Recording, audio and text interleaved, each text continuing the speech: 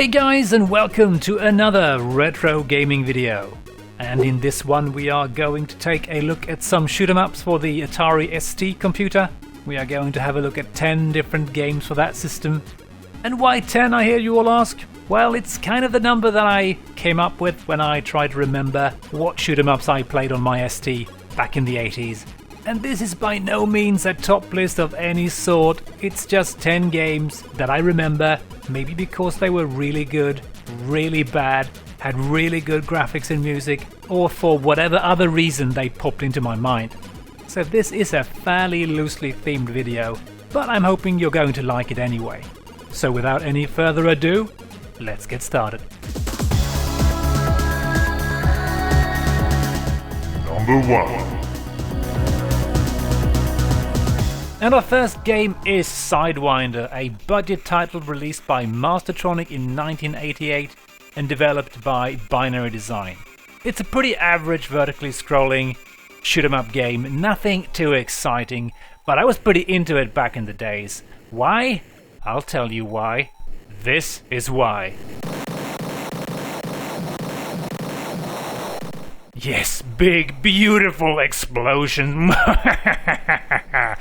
Yeah, I absolutely loved how these explosions animated and how they sounded. It was just amazing. And the fact that you could blow up most of the ground installations just made it even better. And there's a couple of other reasons why I like this game as well, but more about that soon. But otherwise, the gameplay is pretty unexciting. It's scrolling vertically, and there's a couple of annoyances with the game. The ST version's got this really annoying flip thing. When you get close to the edge of the screen, instead of scrolling left or right, the screen just flips instead, which is really annoying because you very often find yourself in the path of incoming bullets or enemies and you will just get blown up. Also, the big and beautiful explosions will often cover up bullets if you get too trigger happy, which of course I got all the time. And that would kind of cover up bullets that would be heading your way, and all of a sudden when the explosions dissipated, you would find yourself in the path of a bullet and just getting blown up. The game is also prone to slow down. When there's too much happening on the screen, the game starts to stutter. So the gameplay is pretty average. What about the graphics? Well, pretty much the same thing can be said about them, with the exception of the amazing explosions, of course. It's pretty average stuff, nothing too terrible, nothing too great. What about the sound effects? Well, again, apart from the amazing explosions, nothing too much there either. It's pretty dull stuff. The sound effect that plays when you're not firing is pretty damn annoying.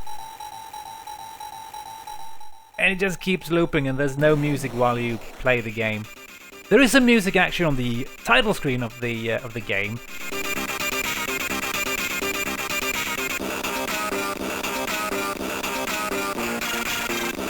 And I haven't been able to find any credits on who made it, but I think it's made by David Whittaker, because it sounds a lot like one of his C64 compositions for a game called Panther, just a bit more upbeat.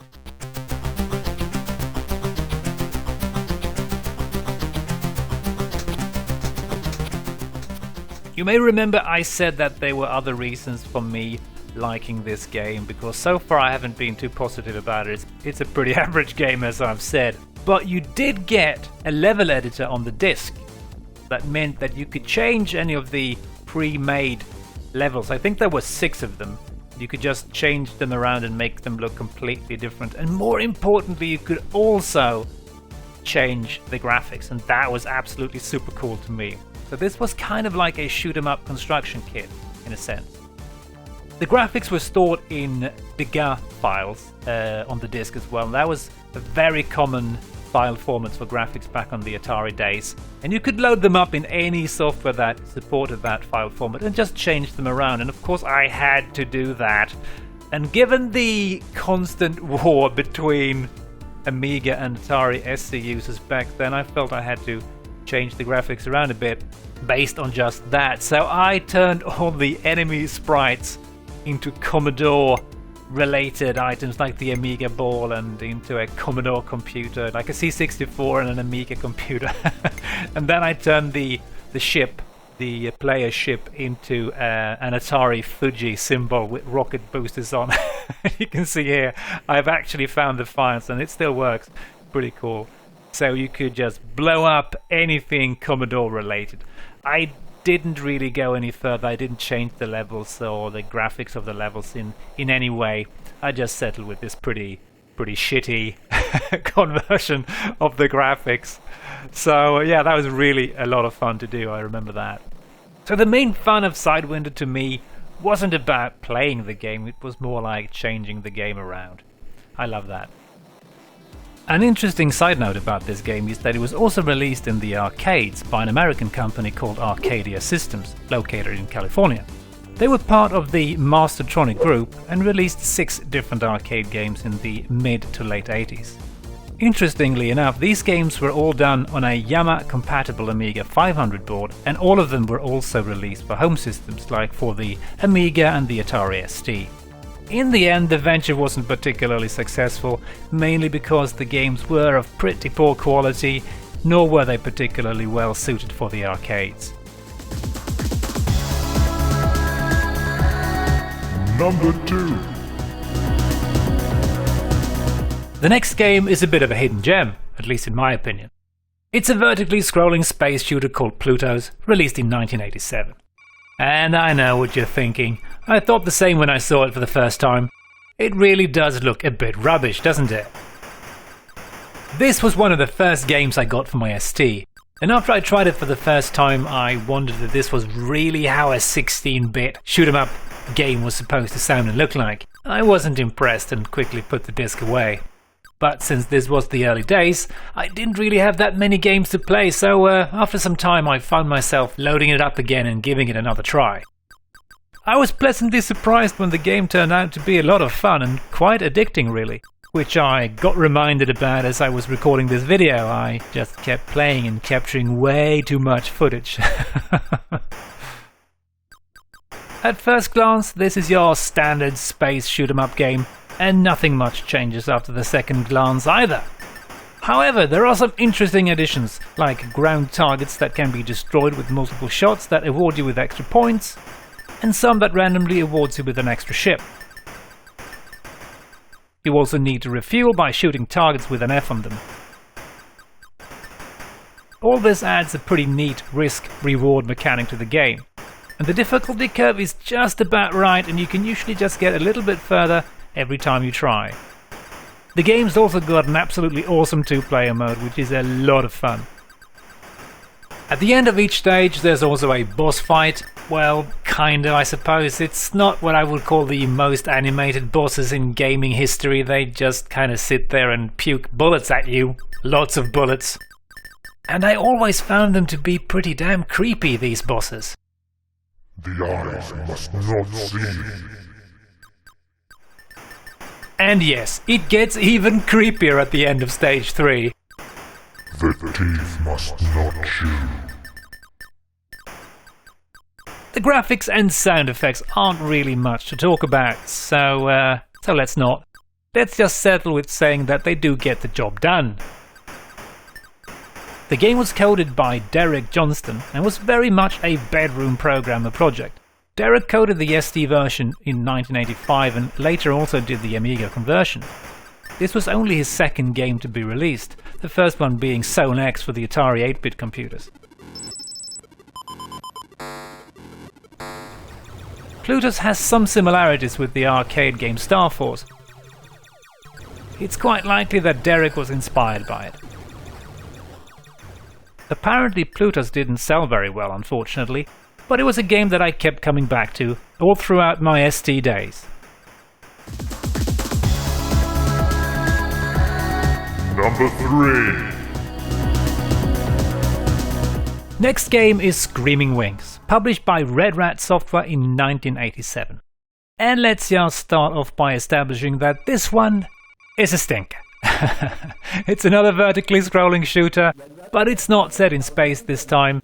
Instead it's on, Earth, I guess, or on a similar planet, suffering from a very bad case of pixelated environment. You control a jet fighter that's combating other jet fighters that look suspiciously like you, just with a slightly different paint job, and at the end of each stage there is a slightly bigger jet fighter acting as a boss. And that's about it. Not much content here. Everything just keeps repeating. Always the same enemies, the same boss, the same movement patterns, the same annoyingly small white bullets that blends into the background and then murder you from out of nowhere. And of course, always the same puke-worthy background graphics. There's also power-ups. Amongst them there's a drone and a shield, but don't get too attached to them. If you get hit, you lose them. And the hit detection is pretty damn dodgy, so it's pretty hard to stay alive. I actually had an infinite lives cheat going when I recorded this, to avoid having an aneurysm. The game's got 9 stages, and after that it just keeps looping forever. Nothing new to discover, just the same very repetitive content. You would think this was a budget game, but no. It cost £20 at release. I can imagine quite a few disappointed customers here. And the only reason I remember this game is because of the sampled speech, some of which they recorded from the movie Aliens. Game over, man! It's game over! That was the only reason I would load it up and then be amazed that my computer could talk. Interestingly enough, the first release of the game didn't contain any sample sounds, but Red Rat released an updated version with added samples, and they even offered it as a free upgrade to existing owners. The game was published by Red Rat Software, a developer and publisher located in the back office of a computer shop called Atari World, located in Manchester, England. As far as I know, the owner of the store was also the owner of Red Rat. They first released Screaming Wings on the Atari 8-bit computers in 1986, and apparently it was a success, probably why they decided to release the game on 16-bit systems as well. Both the ST and Amiga version was coded by Colin Hughes, and he still seems to be working with game development today. He's been involved with many different games over the years, such as Jet Boot Jack, Broken Sword, Killzone 2 and 3, and many more. According to a YouTube comment, Screaming Wings was actually called 1982 at first. This seems pretty likely because if you compare the 8-bit version with this one, you will find that they are quite different. The 8-bit version is more like a 1942 clone, and the 16-bit one features modern jet fighters instead. It's not unlikely that Colin named the game 1982 at first, and then maybe sold it to Red Rat, and they ended up renaming and changing it around a bit to try and benefit from the successful 8-bit release of Screaming Wings. Number 4. R-Type is an arcade conversion developed by Images Design and released by Electric Dreams in 1988. It's based on the arcade game by IREM, and I never actually played it in the arcades, because where I lived there weren't that many arcades to begin with, and they were getting even fewer at the end of the 80s. But I do remember reading about R-Type, the arcade game, in various magazines at the time, and being completely blown away by its biomechanical looking graphics, obviously inspired by the work of Swiss artist H.R. Giger, which I was a big fan of at the time, and still am. So I was pretty excited when I learned that they were going to convert the game to my humble ST. And it's another space shooter, this one. This time you're up against the evil Bido Empire. Why? Well, because they are evil, I guess. So you jump into your R9 interstellar fighter craft and get ready to murder every alien in sight. Nothing too terribly original here, but gameplay-wise there's lots of fun power-ups, and you can also hold down the fire button to charge your shots to make much more damage. But the main attraction, I would say, for me at least, was the graphics. It might not have looked exactly like the arcade version, but I was still thrilled to be able to play R-Type at home. Besides, I had never actually seen the real arcade version anyway. The ST version has got all of the 8 stages from the arcade, and at the end of each stage there is a boss waiting. It's not a bad conversion, all things considered. I was quite fond of it back in the days, but it does suffer from choppy scrolling and frame rate, and also somewhat dodgy hit detection. The screen also gets a bit too crowded at times, making it very hard to survive. Now the arcade version was pretty damn hard too, but I actually think the ST version is even harder, given the technical problems it suffers from. and I'm actually using some cheats here to be able to show you more of the levels. Coding was done by Robert Hylands and Carl Jeffrey. Now, Carl Jeffrey is still working with games today, but Robert Hylands left the gaming industry in 2004 and went into politics instead. The music was done by the very talented Wally Beeben, also known as Hagar, who is responsible for many awesome C64 tunes. Interestingly enough, there's actually a coder developing a new version of R-Type for the STE called R-Type Deluxe. It features better graphics and sound and much smoother scrolling. It's still in development, but it's well worth checking out. I will try and remember to put a link in the description. It should run fine on a real STE, but you will need a 2MB machine for the disk version and a 4MB one for the hard drive installed.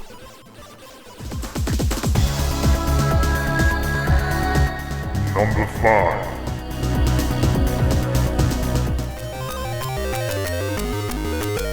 Next one up is Foundation's Waste, published by Exocet in 1988. And I was always quite intrigued by the name of this game, Foundation's Waste. I'm still not quite sure what it's referring to, but it does sound quite cool. And it was a game I had mixed feelings about back in the ST days. The visuals are nice, but they always looked a bit off to me, at least in some places. Gameplay isn't too difficult, but there is something rather unsatisfying about it. The weapons and explosions feels quite puny and weak. And the hit detection is also a bit wonky at times, and the huge ship sprite doesn't make it any easier dodging the bullets. But the thing that made me come back to this game was undoubtedly the excellent music by Wally Beeben, a true ST classic by now.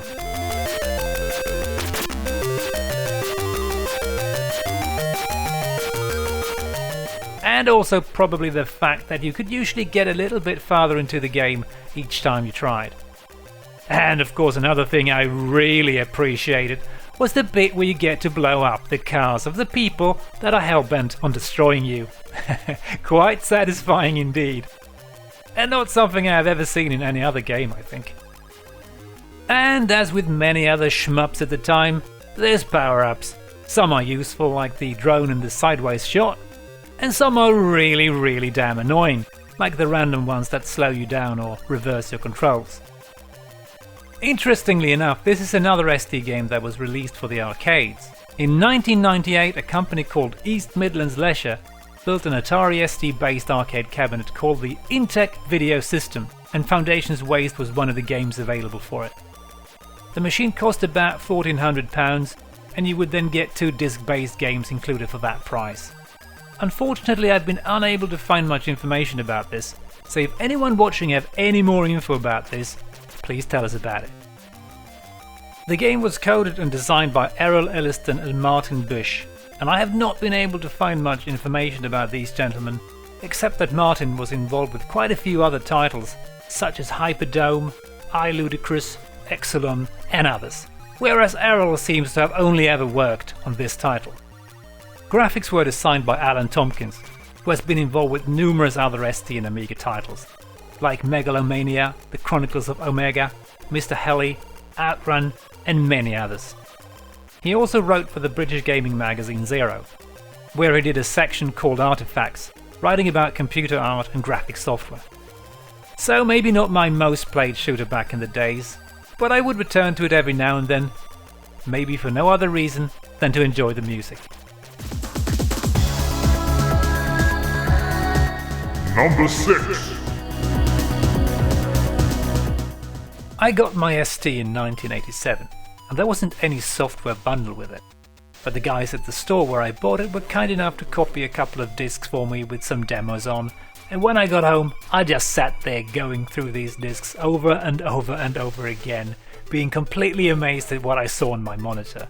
And I remember finding one disc that I had initially missed since they were all unlabeled, and when I started it up, I saw this. Welcome to Goldland.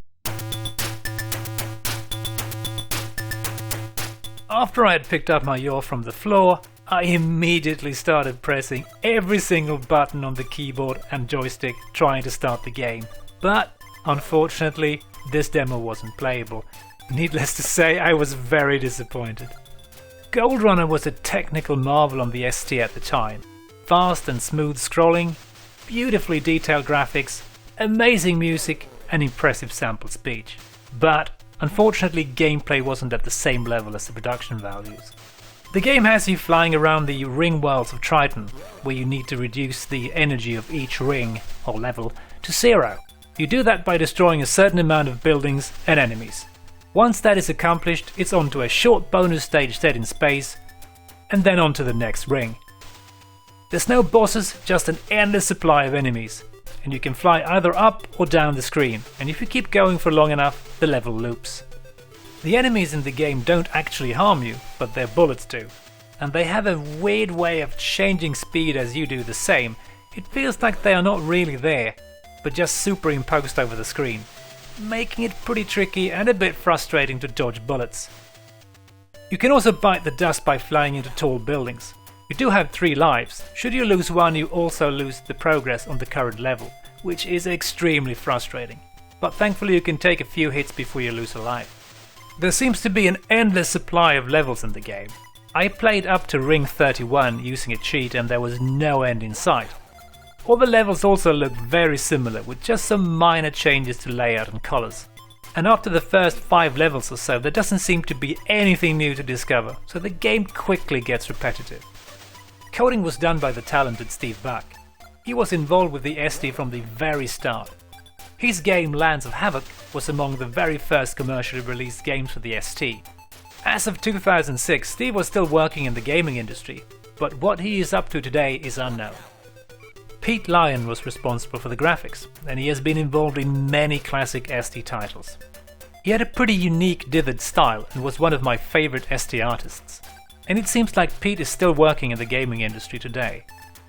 Steve Buck and Pete Lyon was dubbed the Dream Team by the British ST press, because together they created many technically impressive games for the ST. The music was done by the legendary Rob Hubbard, and this is supposedly his first ST project. The music was based on one of his tunes from the C64 game The Hunan Race.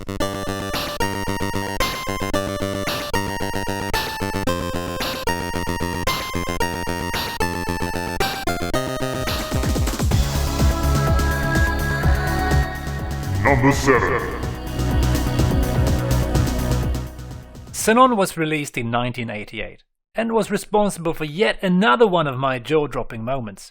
I got this one from a friend and I had no idea what it was about, and the jaw-dropping moment occurred right here.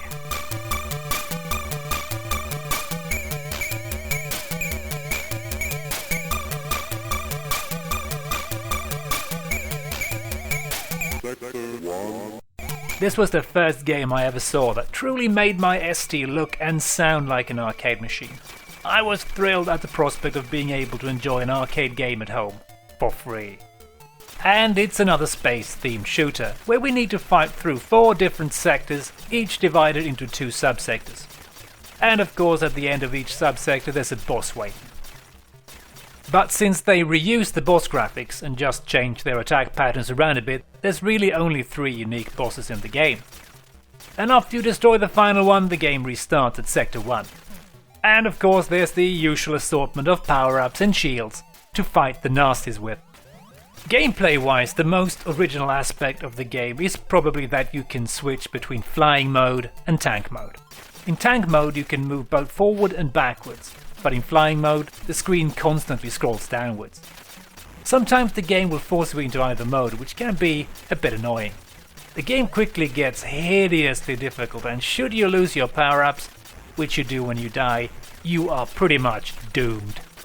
Controls are also quite slow, and the generously sized hitbox of your ship doesn't make survival any easier either. And I'm actually using a cheat here to be able to show you the later levels. So the best part of this game is undoubtedly its visuals and sound. I really tried to get into it back in the days, but it was just too damn hard, at least for me. The game was developed by the well-known Bitmap Brothers, and this was their first release, and Xenon quickly became a classic. The Bitmap Brothers were founded by Mike Montgomery, Eric Matthews and Steve Kelly. They quickly became known for producing high-quality games for the ST and Amiga. The coding was done by Steve Kelly, who was involved in many of the other bitmap games. I have been unable to find any info on what he is up to today. The amazing shiny and metallic looking graphics were done by Mike Montgomery. Mike still seems to be involved with game development today, and in recent years he's been involved in releasing some of the old bitmap titles for modern platforms. The excellent music was composed by David Whittaker and quickly got ripped by everyone and their grandmothers and has been used in countless demos and crack throws. In 1989 the game got a sequel, Xenon 2. It was much more impressive and I seem to remember it being more fun, so maybe, just maybe, it was a little bit easier. Xenon was, just like Sidewinder, also published on Arcadia Systems' Amiga-based arcade machine, and was probably the best game released for it. The Amiga version of Xenon was also featured on the UK TV show Get Fresh, which was a Saturday morning kids show. Viewers would call in for a play-by-phone challenge where they would guide a blindfolded Xenon player by shouting directions at them. By the way, if you're wondering who the announcer on the little TV screen is, it's Eric Matthews, one of the Bitmap brothers.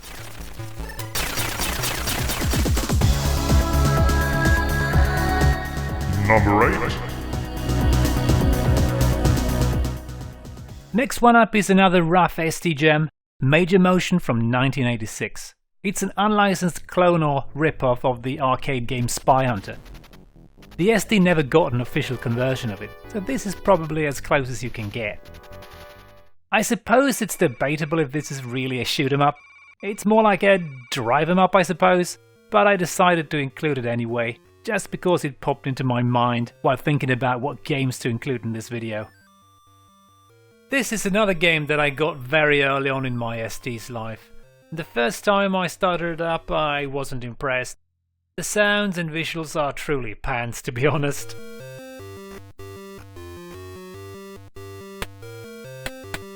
But I gave it a chance since I didn't really have that many other games to play, and in the end, I quite liked it. Probably partly because the game controls with the mouse instead of the joystick, and the way your car handled thanks to that is quite satisfying. The gameplay is quite simple. You drive around trying to bump enemy cars off the road, or if they aren't bulletproof you can try and set them on fire by blasting them with your machine guns. There's also some Sunday drivers about that you should try not to eliminate. If you destroy too many, a jet fighter shows up and blasts you into next week. You can also pick up extra weapons via a friendly truck. And there's also a water section, just as in Spy Hunter, where you swap your car for a boat and drive around blasting other boats. The gameplay does get repetitive quite quickly and hasn't really aged very well, but I did return to it every now and then, back in the days.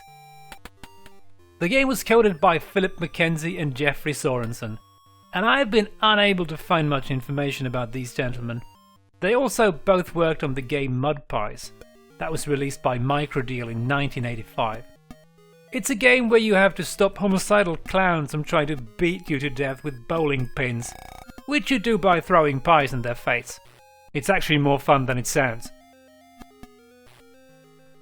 But beyond that, Philip and Jeffrey doesn't seem to have been involved with any more game development. Interesting side note, the Mud Pies game is advertised on signs on the side of the road. Number 9.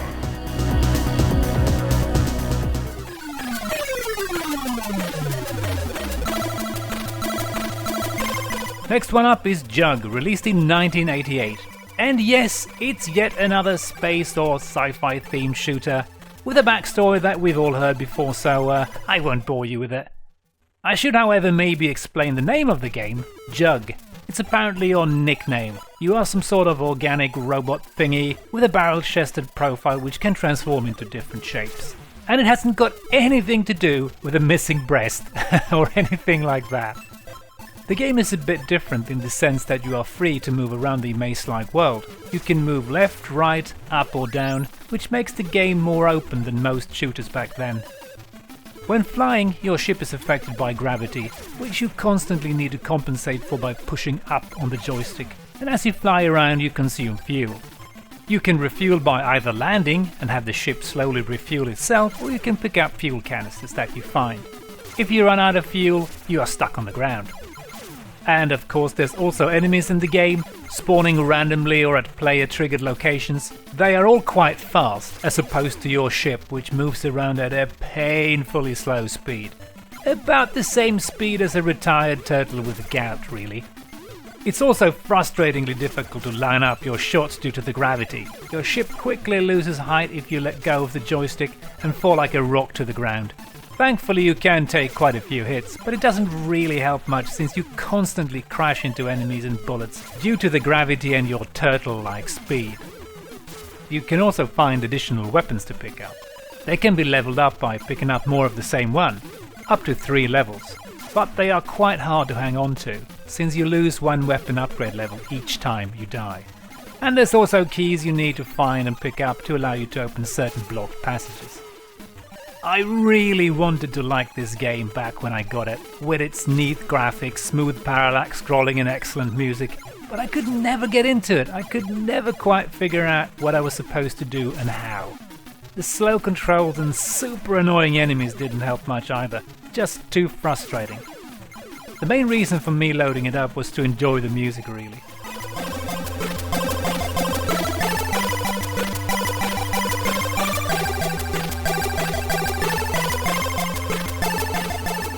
And I must hang my head in shame and admit that I never managed to reach level 2 back in the days. It went a bit better now as I recorded the game though. Coding and design was done by Paul Hunter.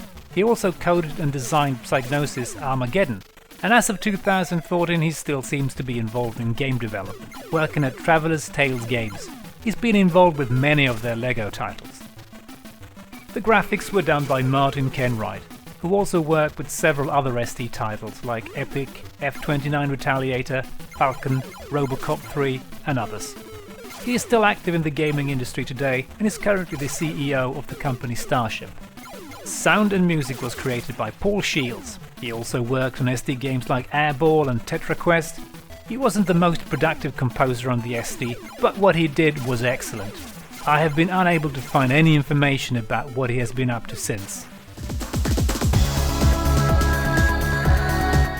Number 10.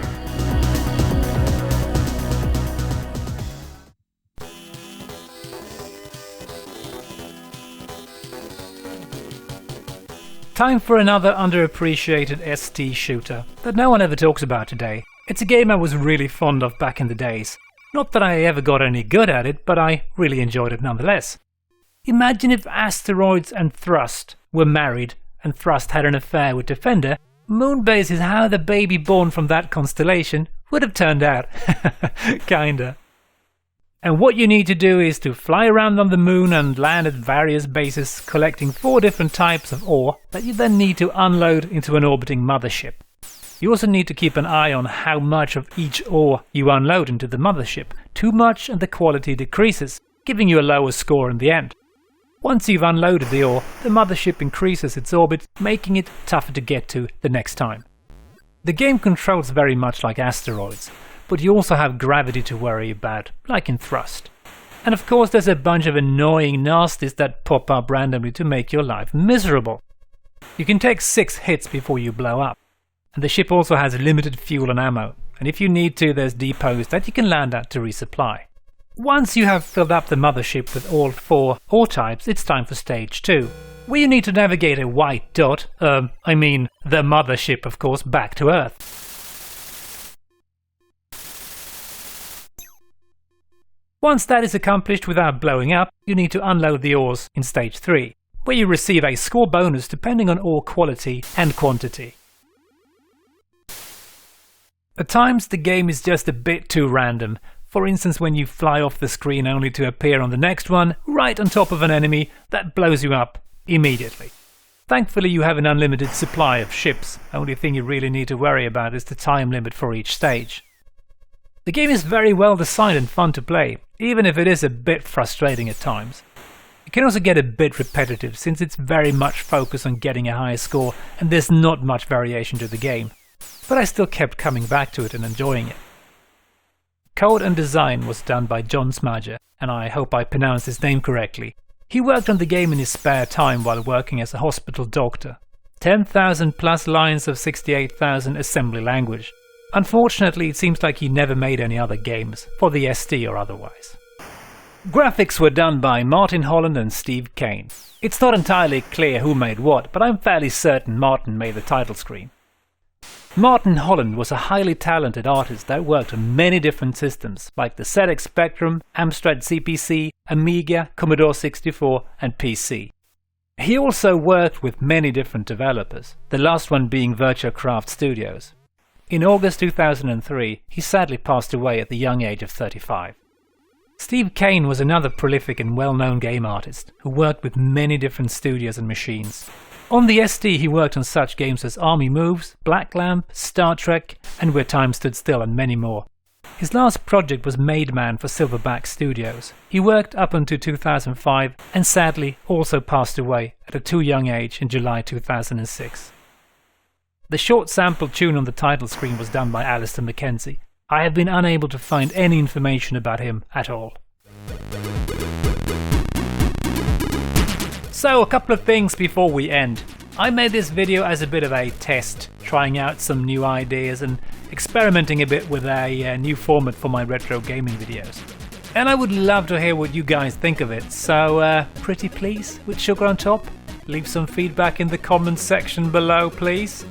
And also, I have tried my best to make sure that the information in this video is as accurate as possible, but if you find any errors, please don't hesitate to let me know.